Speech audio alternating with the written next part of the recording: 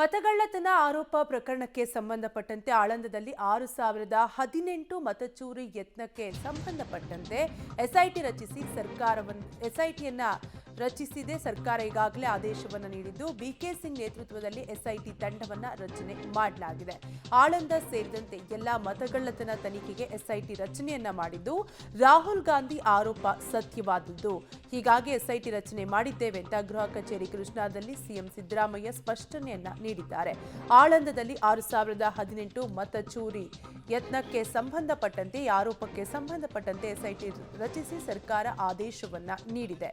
BK Singh ನೇತೃತ್ವದಲ್ಲಿ SIT ತಂಡವನ್ನ ರಚನೆ ಮಾಡಲಾಗಿದ್ದು ಆಳಂದ ಸೇರಿದಂತೆ ಎಲ್ಲಾ ಮತಗಳ್ಳತನ ತನಿಖೆಗೆ ಎಸ್ಐಟಿಯನ್ನ ರಚನೆ ಮಾಡಲಾಗಿದೆ. ರಾಹುಲ್ ಗಾಂಧಿ ಆರೋಪ ಸತ್ಯವಾದದ್ದು. ಹೀಗಾಗಿ ಎಸ್ಐಟಿಯನ್ನ ರಚನೆ ಮಾಡಿದ್ದೇವೆ ಅಂತ ಗೃಹ ಕಚೇರಿ ಕೃಷ್ಣಾದಲ್ಲಿ ಸಿಎಂ ಸಿದ್ದರಾಮಯ್ಯ ಸ್ಪಷ್ಟನೆಯನ್ನ ನೀಡಿದ್ದಾರೆ.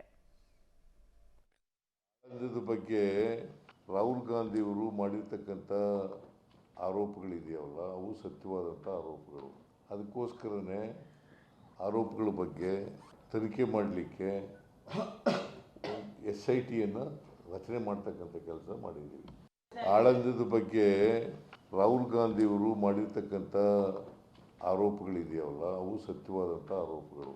ಅದಕ್ಕೋಸ್ಕರನೇ ಆರೋಪಗಳ ಬಗ್ಗೆ ತನಿಖೆ ಮಾಡಲಿಕ್ಕೆ ಎಸ್ಐಟಿಯನ್ನು ರಚನೆ ಮಾಡ್ತಕ್ಕಂಥ ಕೆಲಸ ಮಾಡಿದ್ದೀವಿ. ಆಳಂದದ ಬಗ್ಗೆ